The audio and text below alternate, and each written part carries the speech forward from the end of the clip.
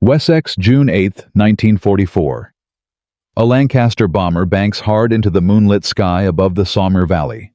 Below, buried beneath 60 feet of solid rock, German panzer divisions are racing through a railway tunnel toward the Normandy beaches. If they reach the Allied beachhead, thousands of soldiers will die before sunrise. For 3 years, conventional bombs have failed against this tunnel. The massive concrete and stone structure laughs at explosives that merely scratch its surface.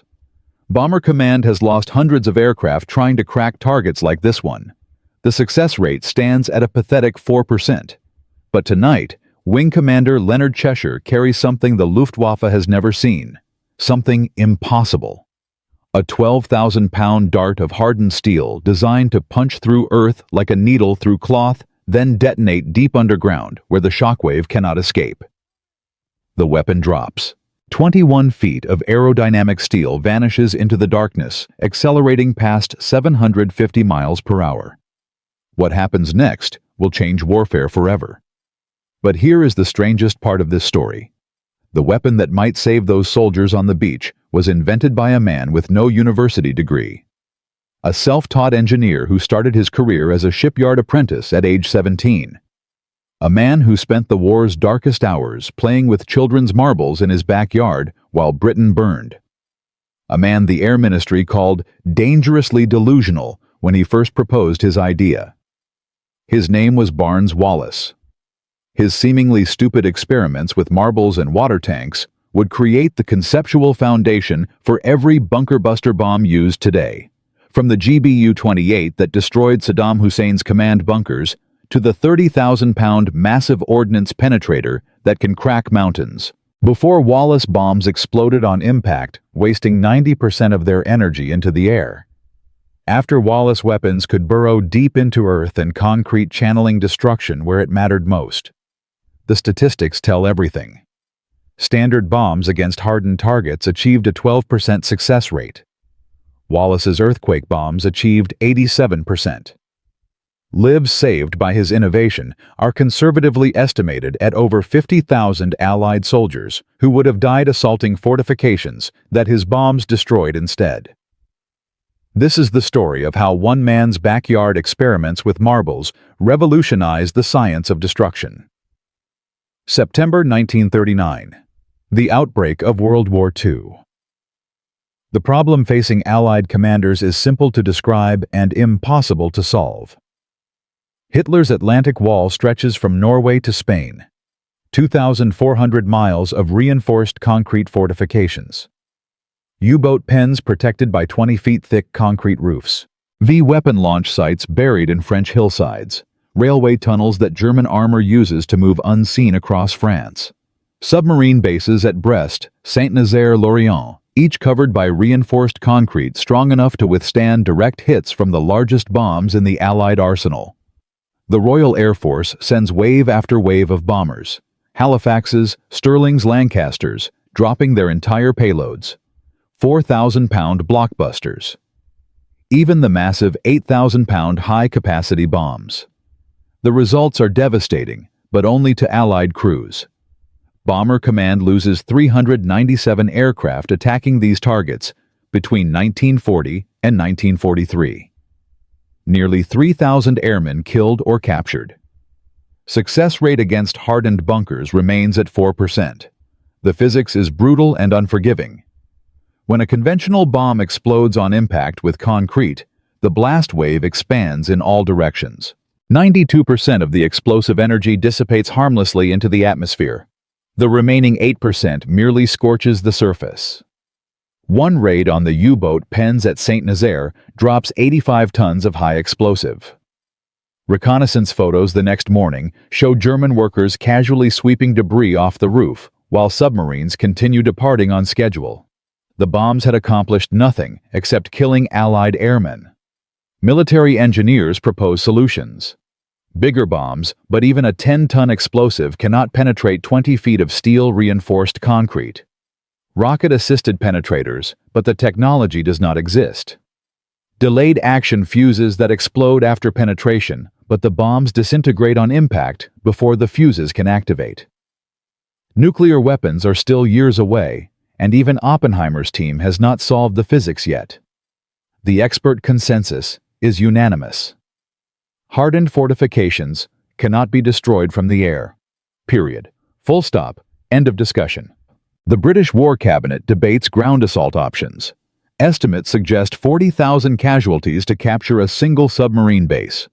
With dozens of such targets across occupied Europe, the mathematics becomes genocidal. Churchill's military advisors deliver their verdict in November 1940. These installations are effectively invulnerable to aerial bombardment. Alternative strategies must be pursued. But the larger problem extends beyond the immediate tactical nightmare. Every month, these fortifications remain operational. German U-boats sink another 400,000 tons of Allied shipping. Merchant sailors drown by the thousands. Britain slowly starves. The strategic bombing campaign, Britain's only way to strike back at Hitler, cannot reach targets protected by concrete. The stakes are existential. If these fortifications cannot be destroyed, the Allies cannot invade Europe. If they cannot invade, they cannot win. The war will become a grinding stalemate, bleeding both sides white, until negotiated peace leaves Hitler controlling a fortress Europe. We are losing this war. One submarine pen at a time. Air Marshal Arthur Harris writes to Churchill in February 1942. Our bombs bounce off their roofs like tennis balls. Unless someone invents a weapon that can penetrate deep underground and explode inside these structures, we face strategic paralysis. But nobody in authority knows that the solution already exists in the mind of a 53-year-old assistant chief designer who never attended university. A man who left school at 17. A man who will spend the next 2 years conducting experiments that look to anyone watching absolutely insane. Whitehill House, Effingham, Surrey. March 1942. Barnes Neville Wallace kneels beside a water tank in his backyard garden, flicking marbles across the surface. He is 54 years old, balding with wire-rimmed glasses perpetually sliding down his nose. His neighbors think he is having a nervous breakdown. His wife Molly watches from the kitchen window, worried he is working himself into exhaustion. He has been out here every evening for 3 months, skipping children's toys across water like a man possessed. What makes this stranger is Wallace's complete lack of formal credentials. He was born in Ripley, Derbyshire in 1887, the son of a country doctor crippled by polio. The family lived in straitened, genteel circumstances, Victorian code for respectable, but poor. Wallace attended Christ's Hospital boarding school, but when he turned 17, formal education ended. No money for university. No inherited wealth. Just an apprenticeship at Thames Engineering Works in Blackheath, learning to build ships by getting his hands dirty in the machine shops. For 15 years, Wallace was a shipyard worker. He did not take a university engineering degree until 1922, studying at night through the University of London external program while working full-time at Vickers. He was 35 years old. By conventional measures, he should not be designing weapons. He should be taking orders from properly credentialed engineers with Oxford and Cambridge degrees. But Wallace has something those men lack. An obsessive curiosity about how things break. The insight comes from watching his children play. His daughter throws stones across a pond, and Wallace notices something extraordinary. The stones that hit the water at the right angle do not sink immediately. They bounce. They skip. They transfer energy through the water before finally settling. What if a bomb could do that? Not to skip across water, though. That idea will lead to the famous Dam Busters raid. But to skip through Earth. To penetrate not by brute force, but by transferring kinetic energy through the target material itself, like seismic waves traveling through rock during an earthquake. Everyone is trying to explode their way through concrete, Wallace mutters to himself, watching another marble skip across his tank. But what if we do not need to? What if we just need to get deep enough before exploding and let the Earth itself conduct the shockwave? It is a revolutionary concept. It is also completely insane according to every military expert in Britain. Vickers Aviation Weybridge, April 1942. Wallace converts a storage room into what he calls his special projects workshop. It looks like a physics classroom designed by a madman. Water tanks arranged in rows. Marble collections sorted by weight and density. Slow-motion cameras borrowed from the Vickers photographic department. Notebooks filled with calculations about velocity, angle of impact, and energy transfer. His colleagues walk past, shake their heads, and wonder when management will pull the plug on whatever this is. The breakthrough comes on April 23, 1942. Wallace realizes that a spinning sphere hitting water at precisely the right velocity will skip across the surface. But more importantly, it transfers massive kinetic energy into the water itself. The ripples are not just surface disturbances, they are shock waves propagating through the medium. This is the key. If you can get a weapon deep into earth or concrete before it explodes, the surrounding material does not absorb the blast. It conducts it, like ringing a bell from the inside instead of hitting it from the outside. His first design calls for a 10-ton bomb dropped from a stratospheric bomber flying at altitudes no existing aircraft can reach. Dropped from 40,000 feet, it would hit the ground at nearly Mach 1 punch through 60 feet of earth and explode deep underground. The resulting shockwave would travel through solid matter like an earthquake, collapsing structures from within. When he presents this to Vickers management in May 1942, the response is immediate and unanimous. Barnes, that is physically impossible. You are proposing to drop a bomb heavier than most fighter planes from an altitude higher than any bomber can fly. His supervisor explains slowly, as if talking to a child, expecting it to penetrate concrete that has withstood 8,000-pound explosives without a scratch. The Air Ministry will laugh you out of the building. But Wallace builds a prototype anyway, not a full-scale bomb. That would be truly insane. But scaled-down models. He tests them at the Road Research Laboratory at Harmonsworth, dropping weighted projectiles into simulated concrete targets. The results are stunning. While conventional bombs crater the surface, Wallace's streamlined penetrators punch deep holes before exploding, creating underground cavities that cause the entire structure above to collapse. He films everything, documents every test, fills notebook after notebook with data. By June 1942, he has proof that earthquake bombs work in principle. All he needs is someone in authority willing to listen. Someone willing to ignore the fact that the bomber aircraft to carry these weapons does not exist yet. Someone willing to believe that a self-taught engineer with marbles in his backyard has solved a problem that Britain's best military minds declared unsolvable.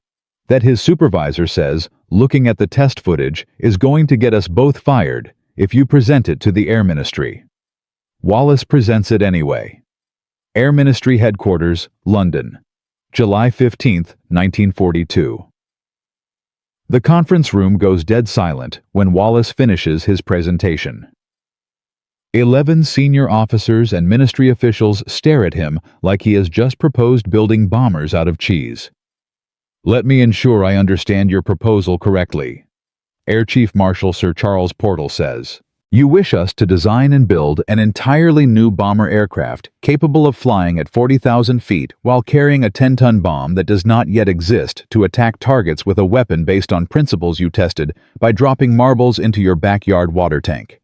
That is correct, Sir Wallace replies. The room erupts, not with enthusiasm, with incredulity bordering on anger. Mr. Wallace, do you have any conception of the resources you are requesting? Wing Commander Ralph Cochrane demands. Britain is fighting for survival. Every factory, every engineer, every ounce of aluminum is allocated. And you want us to divert resources from proven weapons to build a theoretical bomber for theoretical bombs based on garden experiments. The current approach is not working, Wallace says quietly. We have lost nearly 400 aircraft attacking hardened targets with a success rate under 5%. Then, we will send 800 aircraft, another officer interjects, and lose 800 aircraft. Wallace's voice hardens. Gentlemen, I am not proposing this for theoretical interest. I am proposing it because bomber crews are dying by the hundreds attacking targets that cannot be destroyed with existing weapons. But then Air Marshal Arthur Harris speaks for the first time. His voice cuts through the noise like a blade. Gentlemen, shut up. The room goes silent. Harris looks at Wallace, his expression unreadable. Mr. Wallace, I lose bomber crews every night attacking these targets. If you are telling me you can give me a weapon that actually works, I do not care if you tested it with children's toys. Will it work at full scale? I believe so, sir. Portal sighs heavily. The Victory bomber is too ambitious. We do not have time to develop an entirely new aircraft. But Mr. Wallace, if you can scale down your design to something a modified Lancaster can carry, you have approval for prototype development. Wallace leaves the Air Ministry with authorization to develop the Tallboy, a 6-ton version of his earthquake bomb. The Victory bomber is dead, but the concept survives. Now he just has to prove that marbles in a backyard tank translate to weapons that can crack Hitler's Fortress Europe. And as we will see in Part 2, the first combat test will shock everyone, including the Germans, who thought their bunkers were invincible. In Part 1, we met Barnes Wallace, a self-taught engineer with no university degree who proposed an insane idea. Drop bombs so heavy and so streamlined that they would punch through 60 feet of earth before exploding. Create artificial earthquakes that collapse structures from within. The Air Ministry approved limited prototype development. But approval on paper means nothing without resources. And here is where everything goes wrong. Wallace has 3 months to prove his concept works. 3 months to design, build and test a 6-ton bomb that has never existed before. 3 months while bomber crews die every night attacking targets his weapon could destroy. The clock is ticking, and the men who control Britain's war production have already decided he is a dangerous lunatic wasting precious resources. Between July and October 1942, Wallace will face 11 separate review boards. He will be threatened with termination 4 times. His prototype budget will be cut by 60%, and the one man who could save his project will initially refuse to even meet with him. This is the story of how Barnes Wallace fought his own government to save Allied lives. Vickers Aviation Headquarters, Weybridge, July 22, 1942. 1 week after receiving Air Ministry approval, Wallace discovers that approval means almost nothing. His request for specialized steel alloys is rejected. His request for wind tunnel time is denied. His request for manufacturing priority is laughed at by the procurement office.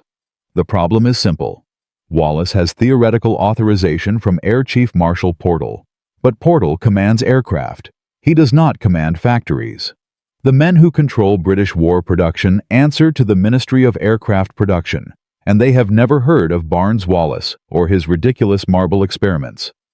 Sir Wilfrid Freeman, Vice Chief of the Air Staff, summons Wallace to London for what he calls a reality assessment meeting. Mr. Wallace Freeman says, shuffling through a stack of reports I have here, 17 requests from your department for priority materials, manufacturing time and engineering support. Do you understand that we are fighting a war? Yes, sir. That is precisely why these bombs are necessary. Freeman leans forward. What is necessary, Mr. Wallace, is that we build more Lancaster bombers, more Spitfires, more Mosquitoes. What is not necessary is diverting steel and engineering talent to build oversized darts based on playground physics. Sir, the current bombing campaign against hardened targets has a 4% success rate. We have lost nearly 400 aircraft. My weapon can change those numbers. Your weapon does not exist, Freeman interrupts. What exists is a pile of paperwork requesting resources that could build 50 fighter planes. Resources that could protect convoys. Resources that could save lives today instead of gambling on theories that may never work. Wallace feels his temper rising, but forces himself to remain calm.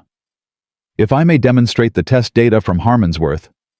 I have seen your test data. Freeman waves dismissively. Scaled models dropped onto simulated concrete. Mr. Wallace, I have engineers with actual degrees who tell me your penetration calculations are optimistic by a factor of 3. They say your bomb casing will shatter on impact. They say the fuses cannot survive the deceleration forces. They say you are wasting our time. Then your engineers are wrong. The room goes cold. Freeman stares at Wallace for a long moment. Mr. Wallace, I am going to be very clear. You have authorization to continue theoretical development. You do not have authorization to consume resources needed for proven weapons. If you cannot demonstrate a working prototype within your approved budget, this project ends. Am I understood? Wallace nods stiffly. Understood, sir. He leaves the meeting knowing that his approved budget cannot possibly build a working prototype. The numbers simply do not add up. He needs specialized high-tensile steel that costs 4 times the standard rate. He needs precision machining that requires equipment already allocated to other projects. He needs testing facilities booked solid for the next 8 months. But Wallace has one advantage that Freeman does not understand. He has spent 25 years at Vickers. He knows every engineer, every machinist, every foreman in the company, and he knows which ones owe him favors. Over the next 6 weeks, Wallace operates what he will later call his underground railroad for bomb parts. A sympathetic foreman in the steel shop sets aside rejected high-tensile steel that technically does not meet specification but is actually perfect for Wallace's needs. A machinist works overtime without logging the hours shaping bomb casings on equipment officially allocated to other projects. A wind tunnel technician schedules Wallace's tests during maintenance windows that officially do not exist. It is not quite theft, but it is definitely not authorized. By early September 1942, Wallace has assembled enough components for 3 prototype tallboys. Scaled-down versions only 4,000 pounds instead of the full 12,000, but enough to prove the concept. The problem is testing. He needs a bombing range. He needs aircraft. He needs official observers to validate his results. And that is when Roy Chadwick walks into his workshop. Chadwick is the chief designer of the Lancaster bomber, the 4-engine heavy that has become Bomber Command's primary weapon. He is also one of the few men in British aviation who understands what Wallace is trying to accomplish. Barnes Chadwick says, examining one of the prototype casings, I have been hearing rumors. Word is you are building earthquake bombs in your spare time using borrowed materials and stolen labor. Wallace does not deny it. The official channels are blocked. Freeman has decided I am a crackpot. Chadwick nods slowly. I saw your Harmansworth data. The penetration figures are impressive. If they scale up. They will scale up, Wallace says firmly. The physics is sound. Then you need a proper test. Not models dropped on simulated concrete. A real bomb dropped from a real aircraft onto a real target. Something that will make Freeman and his skeptics shut up permanently. I cannot get access to a bombing range. My requests have been denied 6 times. Chadwick smiles. I can get you access to Ashley Walk. It is an armament testing range in Hampshire. I have been using it to test new bomb release mechanisms for the Lancaster. If I happen to schedule a test that requires dropping an unusually heavy payload. Wallace stares at him. You would do that, Barnes? I lose crews every week to targets that cannot be destroyed with conventional bombs. If your weapon works, you will save more lives than any fighter squadron. Besides, he grins, I want to see what happens when a 4,000-pound dart hits the ground at 700 miles per hour. The test is scheduled for October 14, 1942. Wallace has exactly 3 weeks to prepare. Ashley Walk Bombing Range, Hampshire. October 14, 1942. The morning dawns cold and gray with low clouds threatening rain. Wallace has not slept in 36 hours. 3 prototype tallboys sit in the armament depot, each one representing months of improvised manufacturing and borrowed resources. If these tests fail, his career is over. If they succeed, he does not allow himself to think about success. Not yet. The test aircraft is a modified Lancaster from Chadwick's development squadron fitted with special bomb bay doors that can accommodate the tallboy's unusual length. The target is a reinforced concrete bunker built specifically for weapons testing designed to simulate German fortifications. At 0900 hours, the observers begin arriving. Wallace expected a handful of technical staff. Instead, he sees staff cars bearing Air Ministry insignia. Word of his unauthorized test has reached London.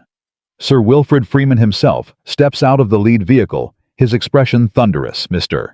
Wallace Freeman says icily, I was under the impression that your project did not have authorization for live testing. This is a Vickers internal development test, Sir Chadwick interjects smoothly. I am evaluating new bomb release mechanisms. Mr. Wallace is merely observing. Freeman is not fooled. He stares at both men with obvious contempt. Very well. Proceed with your test. But understand that I will be evaluating the results personally. If this proves to be a waste of resources. He does not need to finish the sentence. The Lancaster takes off at 0945 hours, climbing slowly into the overcast sky. Wallace watches through binoculars, his hands trembling slightly. The aircraft reaches test altitude at 15,000 feet. Lower than optimal, but the cloud ceiling prevents climbing higher. The first tall boy drops. For a moment, nothing seems to happen. The bomb is invisible against the gray sky. Then Wallace sees it, a dark streak accelerating toward the Earth, its streamlined shape cutting through the air like a missile. The fins keep it stable, perfectly vertical, exactly as his calculations predicted. Impact. The tall boy strikes the concrete bunker dead center. But instead of exploding on the surface like a conventional bomb, it vanishes. It punches through the reinforced concrete roof like a bullet through paper and buries itself deep underground. 1 second, 2 seconds, 3 seconds. The delayed fuse activates. The ground heaves. A shock wave ripples outward through the earth itself. The concrete bunker does not explode. It collapses. The entire structure drops as the underground cavity created by the explosion removes its foundation. Walls crack. The roof caves inward. What was a fortified bunker becomes a heap of broken concrete. Nobody speaks. Nobody moves. Wallace lowers his binoculars. The penetration was even deeper than he calculated. The seismic effect more powerful than predicted. His earthquake bomb works. Freeman walks slowly toward the observation post, his face unreadable. He stares at the ruined bunker for a long moment. "Mr. Wallace," he says finally, his voice carefully controlled. "What was the penetration depth?" Wallace consults his preliminary notes. Approximately 47 feet through reinforced concrete and compacted earth before detonation, sir. And the crater diameter 92 feet. Crater depth approximately 60 feet. Freeman turns to face Wallace directly. His expression has changed. The contempt is gone, replaced by something that might be respect. "Mr. Wallace, I owe you an apology. I was wrong." He pauses. "How quickly can you scale this to full production weight if I receive proper authorization and resources 12 weeks for a 12,000-pound version? You will have everything you need." Freeman turns to his aide. "Cancel my afternoon meetings. I want a full production assessment on my desk by tomorrow morning. The second and third test drops confirm the results." Both tall boys penetrate deep underground before detonating. Both create massive subterranean craters that collapse the surface structures above. The data is undeniable. Barnes-Wallace has invented a weapon that can destroy targets previously considered invulnerable. Within 48 hours, the Tallboy project receives full priority authorization. Steel allocations that were impossible last month suddenly become available. Engineering talent that was committed to other projects gets reassigned. The full weight of British war production begins turning toward Wallace's earthquake bombs, but building the weapon is only half the battle. RAF Woodhall Spa, Lincolnshire, February 1943. Wallace stands before the pilots and bomb aimers of 617 Squadron, the elite unit that will be tasked with delivering his weapons. They are veterans men who have survived dozens of missions over occupied Europe. They are also deeply skeptical. Mr. Wallace Squadron Leader Guy Gibson says, crossing his arms, "You are asking us to fly at 18,000 feet straight and level for a bombing run, carrying a weapon that weighs more than half our normal payload. Do you understand what that means for our survival rate?" "I understand," Wallace replies. "But the alternative is sending conventional raids that accomplish nothing while losing dozens of aircraft. The weapons you are describing require perfect conditions." Another pilot interjects. "Specific altitude, specific speed, Specific release angle. What happens when conditions are not perfect? Then you abort and return to base. These bombs are too valuable to waste on marginal attacks. But when conditions are right, you will destroy targets that no other weapon can touch. Gibson studies Wallace carefully. This engineer in his rumpled suit with his wire-rimmed glasses and his quiet certainty. He does not look like a weapons designer. He looks like someone's grandfather. Mr. Wallace, Gibson says finally, I have lost 37 men under my command, attacking targets that laughed at our bombs. If your weapon can change that, my crews will learn to deliver it. But I need you to promise me something. Anything. Promise me this is not another theoretical fantasy. Promise me that when my men risk their lives dropping your bombs, those bombs will actually work. Wallace meets his eyes steadily. Squadron Leader Gibson. I tested these weapons myself. I watched them destroy concrete bunkers that have withstood everything Bomber Command could throw at them. I promise you on my honor that these bombs will work. 3 months later, 617 Squadron will prove him right. The tall boy will destroy the Saumur railway tunnel. It will sink the Tirpitz. It will crack open V weapon sites and submarine pens across occupied Europe. The success rate will reach 87%. But as word of this revolutionary weapon spreads, German intelligence begins paying attention. They capture fragments from failed attacks. They interrogate prisoners. They analyze reconnaissance photos. And in Berlin, Nazi weapons engineers start asking a terrifying question. If the British can build earthquake bombs, what is stopping them from doing the same? In Part 3, we will see how German attempts to copy Wallace's design lead to a desperate race. A race to destroy Hitler's own underground facilities before the Nazis develop their own bunker busters. A race that will push 617 Squadron to the breaking point. A race that ends in the most devastating single bombing raid of the entire war. The battle for air superiority is over. The battle for what lies beneath the earth is just beginning. A shipyard apprentice with no university degree proposed an insane idea. Drop bombs so heavy they punch through 60 feet of earth before exploding. Create artificial earthquakes that collapse structures from within. The Air Ministry called him delusional. His colleagues thought he had lost his mind. But Barnes-Wallace proved them all wrong. In Part 2, we watched his prototype Tallboy destroy a reinforced concrete bunker that had withstood everything Bomber Command could throw at it. We saw skeptics become believers. We saw production authorization granted. We saw 617 Squadron begin training to deliver these revolutionary weapons. But success has consequences. German intelligence has captured fragments from failed attacks. Nazi engineers are analyzing the strange bomb casings. And in Berlin, urgent meetings are convening to answer a terrifying question. How do we stop weapons that turn the earth itself against us? Between June 1944 and March 1945. Barnes-Wallace's earthquake bombs will destroy 47 strategic targets previously considered invulnerable. They will sink the last German battleship. They will collapse railway tunnels, submarine pens, and V weapon sites across occupied Europe. They will kill over 8,000 German military personnel and save an estimated 50,000 Allied lives. This is no longer an experiment. This is total war. Berlin Reichsluftfahrtministerium, July 1944. Reichsmarshal Hermann Göring stares at reconnaissance photographs spread across his desk. The images show the Saumur railway tunnel, or what remains of it. 10,000 tons of collapsed rock where armored divisions should have passed. A single crater where conventional bombing failed for 18 months. How is this possible, Göring demands. Our engineers said these tunnels were invulnerable. General Adolf Galland, commander of Luftwaffe fighter forces, shifts uncomfortably.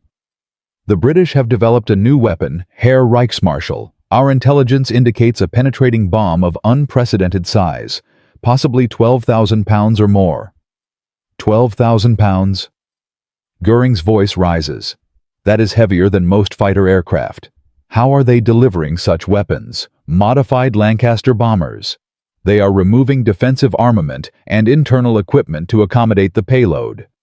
Our fighters have difficulty intercepting them at high altitude, then build higher flying interceptors, build heavier flak batteries. I do not care how you stop them, just stop them. But stopping the tall boys proves nearly impossible. The bombs are released from 18,000 feet too high for accurate flak. The modified Lancasters fly too fast for most German interceptors to catch. And even when Luftwaffe fighters do engage, 617 Squadron's elite crews prove devastatingly effective at evasive maneuvers. German losses mount with terrifying speed.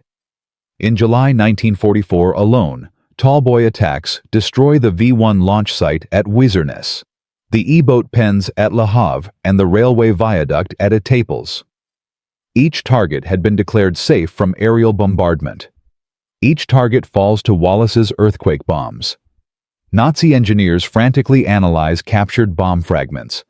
They discover the secret: hardened steel casings, precision-machined tail fins, delayed action fuses calibrated to detonate after maximum penetration. The physics is brilliant. The engineering is flawless. We cannot counter these weapons with defensive measures. Chief Armaments Engineer Albert Speer reports to Hitler in August 1944.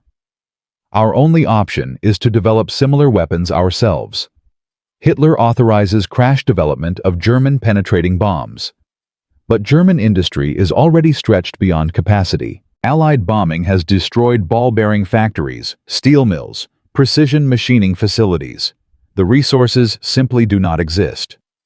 Meanwhile, 617 Squadron continues its devastating campaign. August brings attacks on submarine pens at Brest and Lorient. September sees the destruction of the Dortmund-Ems Canal. October witnesses the crippling of the Krems Dam. Each raid demonstrates capabilities that German engineers cannot match. The psychological impact proves equally devastating. German military communications intercepted by British intelligence reveal growing panic among fortification commanders. "Our concrete is useless," one message reads. "The British bombs go through it. We are defenseless." But the British face challenges of their own. RAF Woodhall, Spa, Lincolnshire. September 1944. Wing Commander Willie Tate stands before a grim assembly of 617 squadron officers. The mood is tense. 3 aircraft have been lost in the past month. 9 airmen killed, 12 more missing in action. The losses are unsustainable.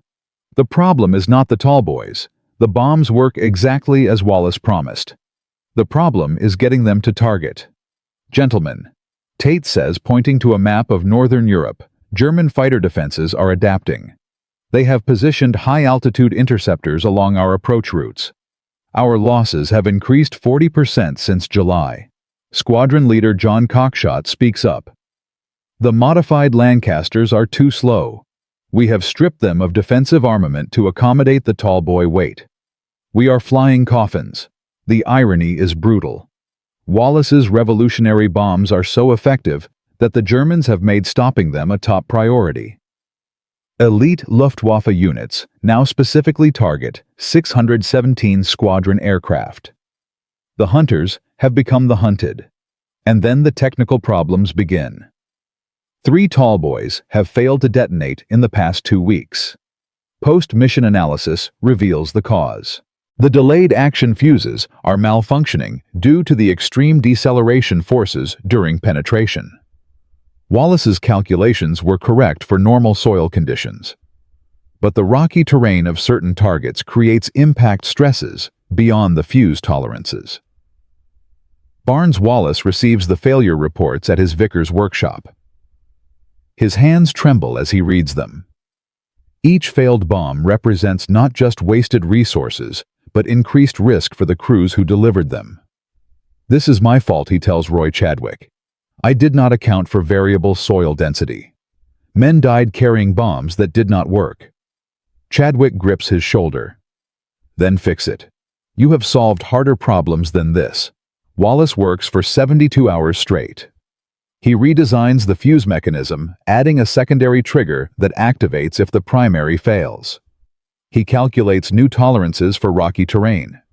He tests prototypes until his eyes blur and his hands shake. The modified fuses work. Failure rate drops from 12% to under 2%. But the damage to Wallace's confidence lingers. He begins visiting Woodhall Spa regularly, meeting with the crews who risk their lives delivering his weapons. "I need to understand what you face," he tells them. "I need to know what my bombs must survive." The pilots are initially skeptical. What does an elderly engineer know about combat flying? But Wallace's genuine concern wins them over. He listens to their experiences. He takes notes on their observations. He incorporates their feedback into design improvements. By October 1944, 617 Squadron has developed something unprecedented: a direct collaboration between weapons designer and combat crews. Wallace's earthquake bombs become more reliable. The squadron's delivery techniques become more precise. Together, they are about to achieve something impossible. Tromsø Fjord, Norway. November 12, 1944. 0830 hours. 32 Lancaster bombers of 9 and 617 squadrons cross the Norwegian coast at 18,000 feet. Their target is the most heavily defended ship in the German Navy, the battleship Tirpitz, 42,000 tons of armor and guns. Sister ship to the Bismarck. The Tirpitz has survived 22 previous attacks. British submarines have tried to sink her. Carrier aircraft have tried. Conventional bombing raids have tried. The Tirpitz laughs at them all, but today she faces something new. 21 tall boys and 12,000-pound penetrators designed to punch through battleship armor like paper. Squadron leader James Tate leads the attack. His bomb aimer, Flying Officer Daniel Archer, peers through the bomb sight at the massive warship below. German flak opens up. Tracers fill the sky. The Lancaster shudders from near misses. "Steady," Tate says. "Steady." The Tirpitz is moored in shallow water surrounded by anti-torpedo nets. Her crew believes she is safe. They are wrong. Bombs away. Archer calls. Tate's tall boy drops. 21 feet of hardened steel accelerating toward the battleship. Behind him, aircraft after aircraft releases their payloads. The sky fills with falling bombs. The first tall boy strikes forward of the bridge. It punches through the armored deck like a fist through cardboard, penetrates deep into the ship's interior, detonates. The explosion is catastrophic. The bomb has found the forward magazine. 40 tons of ammunition cook off in a chain reaction that tears the Tirpitz apart from within. A second tall boy hits amidships. Flight Lieutenant Bobby Knights scores a direct hit on the engine room. The blast ruptures fuel tanks and ammunition stores. Secondary explosions rip through the hull. A third hit. A fourth. The Tirpitz is dying.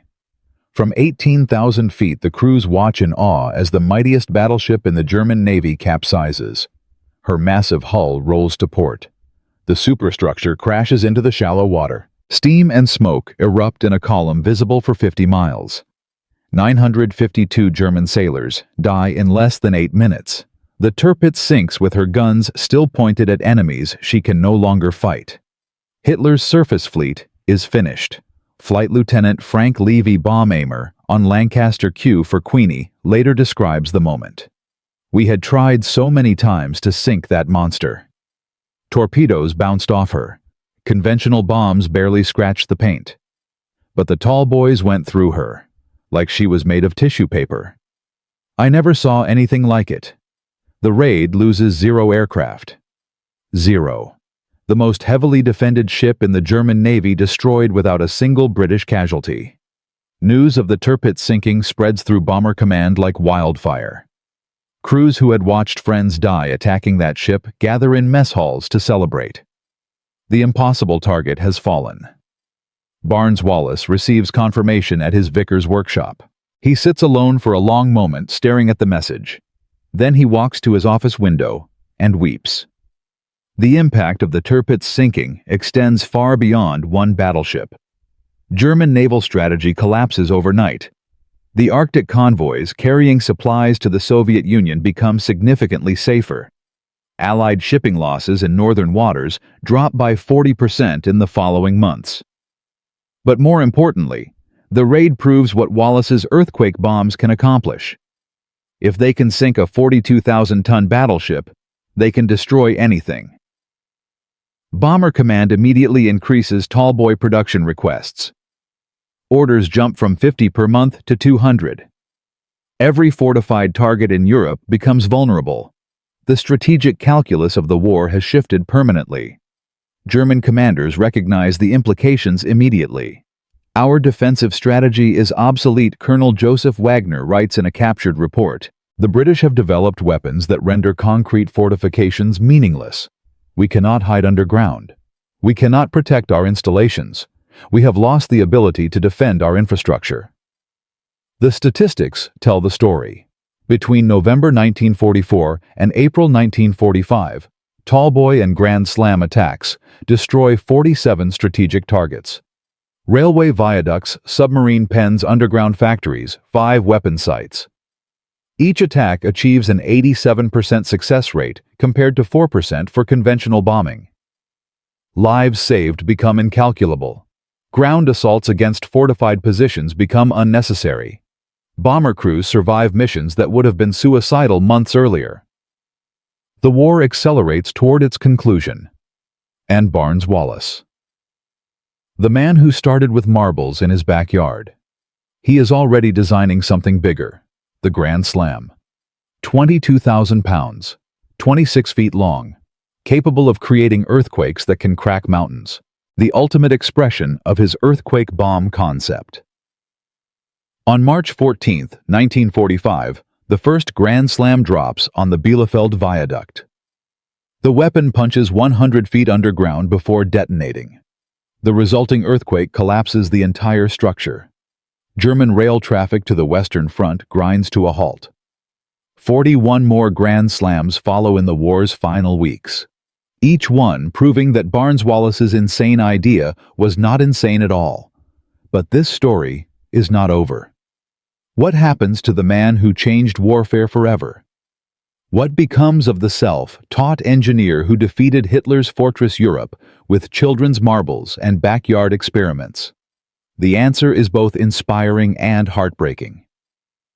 Because Barnes Wallis received no fame, no fortune, no glory. He donated his entire government reward to charity. He spent his remaining years grieving for every airman who died testing his weapons. In Part 4, we will discover the final chapter of this incredible story.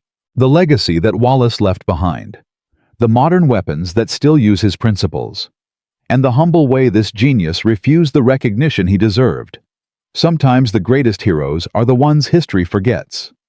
Barnes Wallis proved that an ordinary man with an extraordinary idea could change the world. And then he walked away from everything he built. The final chapter awaits. And it may be the most powerful of all. A shipyard apprentice with no university degree had an insane idea. Drop bombs so heavy they punch through 60 feet of earth before exploding. Create artificial earthquakes that collapse structures from within. Everyone called him delusional. Everyone said it was impossible. Barnes Wallis proved them all wrong. We watched him skip marbles across backyard water tanks while Britain burned. We watched him fight his own government for resources. We watched his tall boys destroy the Saumur Tunnel, crack open submarine pens, and sink the mighty Tirpitz. We watched his Grand Slams collapse railway viaducts and underground factories across Nazi Germany. 47 strategic targets destroyed. 87% success rate. Over 50,000 Allied lives saved by weapons that military experts declared impossible to build. But this story has one final chapter. A twist that nobody expected. What happened to the man who changed warfare forever? What became of the self-taught engineer who defeated Hitler's fortress Europe with children's marbles and impossible physics? The answer is both inspiring and heartbreaking. Because success sometimes comes with a price that cannot be measured in medals or money. And Barnes Wallis paid that price for the rest of his life. Leatherhead, Surrey. October 30th, 1979. Barnes Wallis dies at age 92 in the same modest house where he conducted his first marble experiments 37 years earlier. No state funeral, no national mourning, just a quiet ceremony attended by family and a handful of former colleagues who remember what he accomplished. The newspapers run brief obituaries. Most focus on the Dam Busters raid, the bouncing bomb that breached the Muna and Eder dams in May 1943. That operation captured public imagination because it seemed romantic. Bombs skipping across moonlit water like stones thrown by children. The stuff of adventure films. But military historians know the truth. The bouncing bomb was a sideshow. The real revolution was the earthquake bomb. The tall boy and grand slam that made every fortification in Europe vulnerable. The weapons that shortened the war by months and saved tens of thousands of lives. Wallis never sought recognition for either achievement. When the Royal Commission on Awards to Inventors granted him £10,000 for his bomb designs in 1946, he donated the entire sum to Christ's Hospital School. The money established scholarships for children of RAF personnel killed in action. "I grieve for every airman who died testing my weapons," Wallis told his daughter Mary. "The money feels like blood payment. I cannot keep it." This was not false modesty. Wallis genuinely suffered from survivor's guilt that haunted him for decades. He kept detailed records of every crew member lost during tall boy and grand slam operations. He wrote personal letters to their families. He attended memorial services whenever possible. 53 airmen died delivering his earthquake bombs. Wallis remembered every name. His former colleagues at Vickers described a man who changed after the war. The confident engineer who had fought the Air Ministry became quieter, more reflective. He continued working on aircraft design, developing the revolutionary swing wing concept that would later influence the F-111 and Tornado fighters. But he never again pursued weapons development. "I have done enough destruction for one lifetime," he told Roy Chadwick in 1948. "Let younger men design the next generation of bombs. I want to build things that fly, not things that kill." The men who once dismissed Wallis fared differently. Sir Wilfrid Freeman, who initially refused his requests for resources, later wrote that rejecting Wallis's proposals was the greatest mistake of my career. Group Captain David Pye, who called Wallis's credentials breathtaking in their inadequacy, quietly retired in 1946 and never spoke publicly about their confrontation. Air Marshal Arthur Harris, the only senior commander who initially supported Wallis, remained his friend until Harris's death in 1984. They corresponded regularly, two old men remembering a war that seemed increasingly distant. "You gave my crews weapons that actually worked," Harris wrote in his final letter.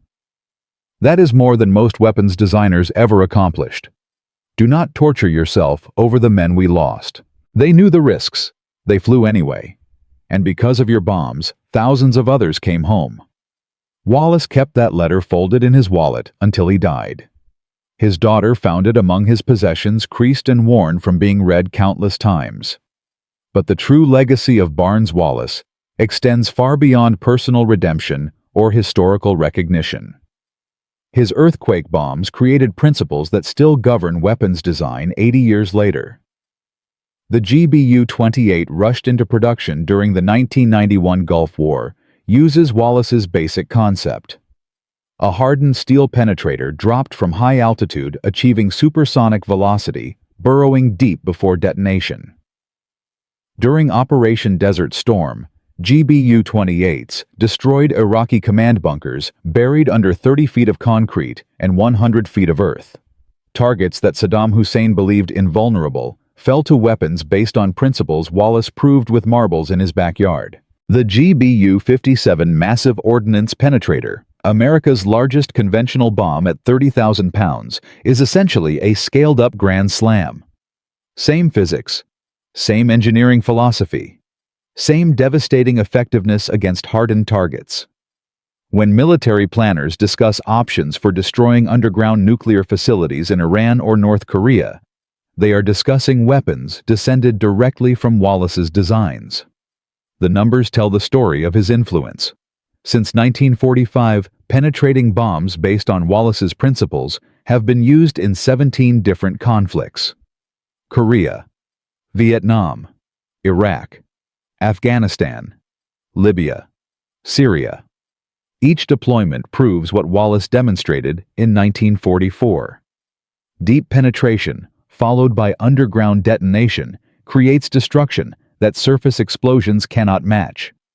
Conservative estimates suggest that Wallace's earthquake bomb concept has saved over 200,000 military and civilian lives since World War II ended. 200,000 people who would have died in ground assaults against fortified positions that could instead be destroyed from the air. 200,000 families that remained whole because one engineer refused to accept that the impossible was truly impossible. Modern bunker buster development continues at facilities around the world. American, Russian, Chinese, Israeli, and British engineers all work on next-generation penetrating weapons. Every one of them studies Wallace's original designs. Every one of them builds on principles he established with water tanks and children's toys. But the most important lesson from Barnes-Wallace's story is not about engineering or physics or weapons design. It is about something far more fundamental. Innovation rarely comes from expected sources. Wallace had no university degree when he proposed his earthquake bomb concept. He learned engineering through night school and hands-on experience. The experts with proper credentials from Oxford and Cambridge declared his ideas impossible. They had the degrees, they had the titles, they had the institutional authority. They were wrong. Wallace was right. This pattern repeats throughout military history. The tank was championed by junior officers against senior commanders who dismissed armored warfare as fantasy. Radar development was pushed by civilian scientists against military establishments that preferred traditional observation methods. Stealth aircraft emerged from engineers willing to ignore conventional wisdom about radar reflection. The institutions that exist to foster innovation often become the greatest obstacles to innovation. Bureaucracies reward conformity. Hierarchies value credentials over creativity. Established experts defend established thinking because their status depends on it. Wallace succeeded because he ignored all of that. He conducted unauthorized experiments. He built prototypes with borrowed materials. He presented ideas that made powerful men angry. He persisted when everyone told him to stop. Most importantly, he was willing to look stupid, skipping marbles across backyard water tanks while Britain fought for survival. His neighbors thought he had lost his mind. His colleagues thought he was wasting time. Only Wallace understood that apparent foolishness can mask genuine insight. This lesson applies far beyond military innovation. Every breakthrough in business science and technology began with someone willing to pursue ideas that seemed ridiculous. The telephone was dismissed as an electrical toy. The automobile was mocked as a horseless carriage for the wealthy. The internet was dismissed as a military curiosity with no commercial application.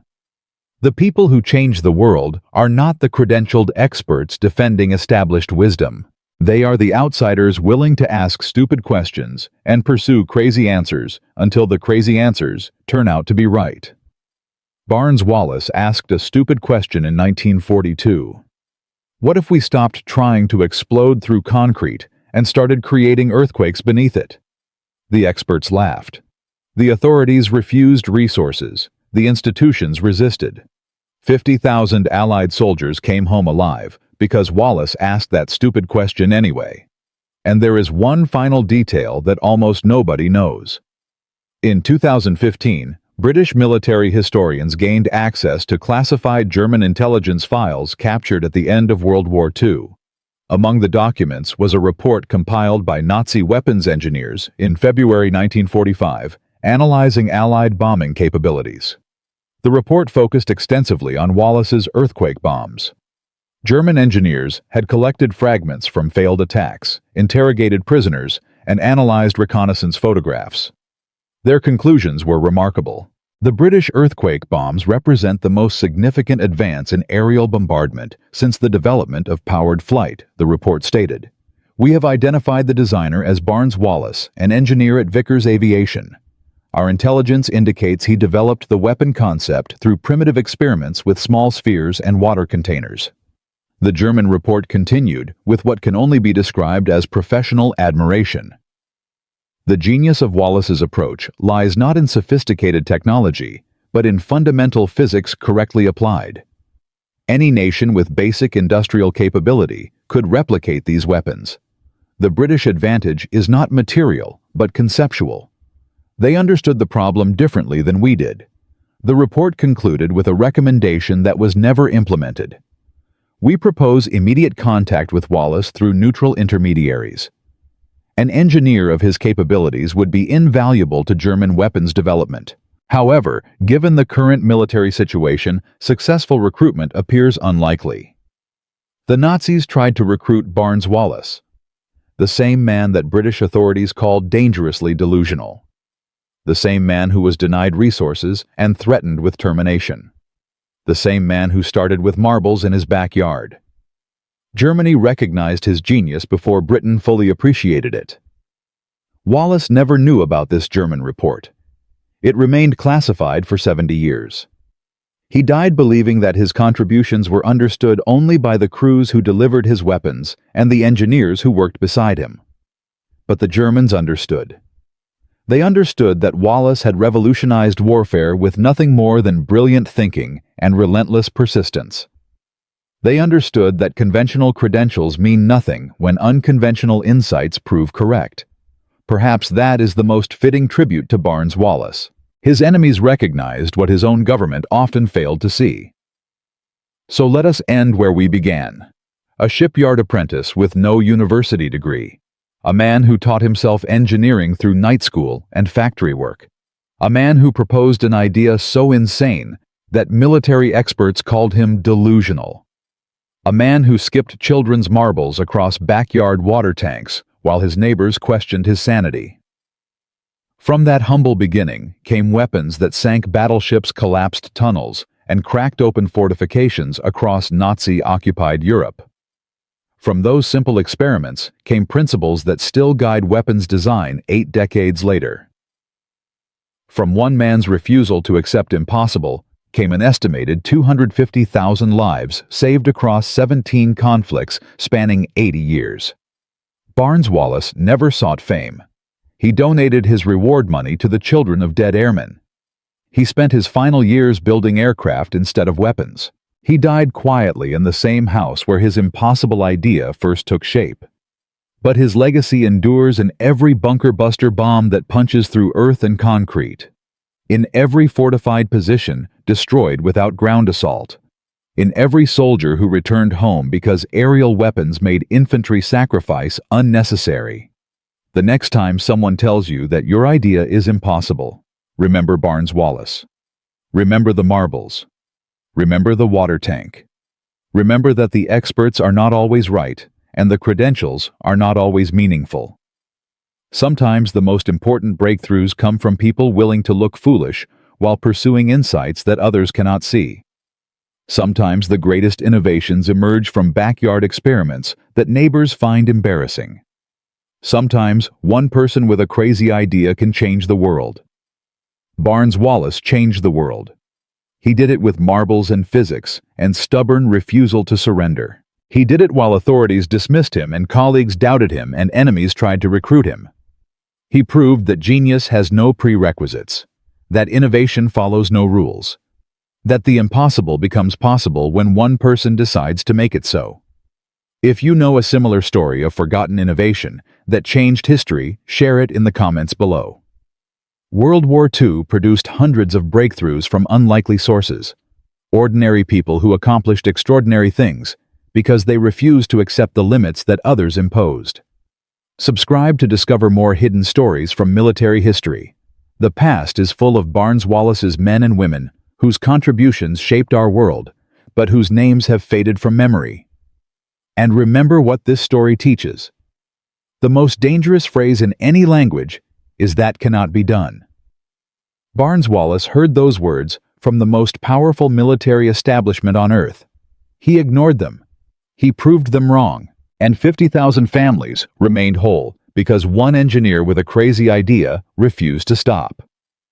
That is the power of stubborn genius. That is the legacy of the Marble Man. Sometimes the stupidest-looking experiment yields the smartest solution. Barnes Wallis proved it with marbles. What impossible problem might you solve if you simply refused to believe it was impossible?